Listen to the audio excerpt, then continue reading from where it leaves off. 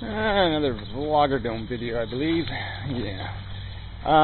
Yeah, working on the website, so these pages all need some updating, and I gotta fix some things and blah blah blah. So do some Vlogger videos. And my shoe is loose. Damn. Guess I have to fix that. Shoe is loose. That's not even the right way to put it. Anyway, kind of one of those days, you know, and such and so forth and whatnot. So where was I? Yeah, video. It's Right to Die. Yeah. It is kind of like an irony of this whole conversation. You know, just the default is this religious nonsense. Like, okay, you're competent if you believe in some sort of fable, you know, some God fable. People will say, oh, you're competent then. Yes, because you believe like we do in a silly God, and life infirming and all that kind of crap. It's all God's invention, all this nonsense, this rotten decay, this stupid competition. It's all God's idea. All brilliant, brilliant. So that is a respectable opinion. It's not respectable opinion for somebody to say, oh, I see, we're all part of a DNA molecules replication, pointless competition, pointless ambition, a bunch of ego-driven nonsense. 99.99% of humans are occupying every day with some sort of crap, just, you know, nonsense, silly entertainments for their silly psychology, you know, just stuff that's just nonsense, mush, rubbish. But anyway, so that is not respectable, though. If you draw the conclusion it's an unintelligent design, life is fundamentally futile, you're just going to end up in a grave anyway, you know, and the people who exist here aren't all that interested in being helped anyway, so you can't really be much of a help. So there's really nothing to live for, you know, except for some silly ambition. But beyond that, no, it's stupid. An ambition that, well, like I said, you pretty much can't take to the grave, because, I mean, you could if there was people that actually you could legitimately help. But, you know, most people, like I said, if you give starving people food, they turn them into babies, and then say, give me more food, because I got kids to feed now. You know, and then, you know, the rest of the world is just naysay, nitpicky assholes who don't want to change anything or fix anything, so there's no point in even arguing with them.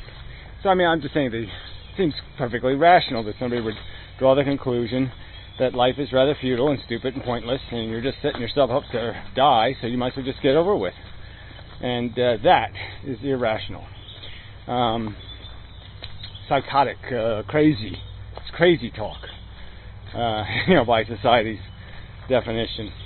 And, you know, it's just, obviously, it's just built out of a religious bigotry. See these holes in the ground? Those are the Acadia holes, no doubt. Yeah, your cicadas came up through those, even though they look like earthworms, they're probably cicadas. Anyway, where was I? Oh, yeah, I'm looking at the ground for holes. Yeah. So, yeah, this is really, you know, it's just their bigotry, you know, they're religious bigots. And they can't sanction suicide because they can't do anything that might make it appear to their God as if they've forsaken him by allowing people to dislike him or not appreciate him or not love him. And so they can't let people do that because they're so paranoid in their belief system. They're so weak in their belief system that they're afraid of the competition, frankly. That's all it comes down to. Look at the flowers on that. Whatever that smells nice. It's not honeysuckle, it's must be that bittersweet stuff. Yeah. Smells very nice. It's a tree, though. Well, I guess it's a wild lilac or something. I guess that's what it is, moron. Well, not moron, but idiot. Oh, whatever I am. Anyway, poor tree has kind of had it. Anyway, where was I? But it's still flowering. It's on the ground, which is kind of neat. Ground tree. Yeah, so anyway, this whole, you know, So back to the fundamental argument is that people should be entitled to their philosophy, and competence should be established through some mechanism in society where, yeah, I want to declare my independence on certain subjects. I want to be free from somebody else backseat driving my existence. I want them to mind their own business on certain subjects that are my territory. They just don't have anything to do with you. You have no business interfering, and those should be established. I mean, this is the irony of it. You can freely and recklessly procreate, have kids, impose on children. No law against that. But you can't choose to control your own destiny. If you perceive your destiny as negative, you're not allowed to think God doesn't have a plan for you, essentially. That's essentially what it comes down to. And you're not allowed to do it because some person who might even be functionally illiterate, certainly haven't even read their Bibles, are going to tell you they know best. I mean, that's what it comes down to. They think they know best, based on no qualifications, no competition for this who knows best war. They've just declared themselves, we know what's best. Lots of holes here, but no skeletons on the tree yet. So eventually they should be everywhere. I don't see any here. Anyway, this isn't the prime location. So anyway, where was I? Yeah, so it's this war about competence. That's what it really comes down to, is having some sort of mechanism to establish competence. And then you really just have a right to be free of the tyrants, the moralizing majority, the fucktards. And that's what they are, they're fucktards. They're not qualified to tell anybody what life means. They're really not. Qualified by no standard to tell me I don't know what life is. I don't know what I'm giving up. How dare you? How dare you? You stupid, pukey little balls of shit tell me I can't do something because you know best. Outrageous. I mean, really, just outrageous. Outrageous violation of the one domain of real personal sovereignty, which is your existence. If you don't own anything else in this fucking world, you should at least own that. I mean, fuck. You didn't ask to get put in here.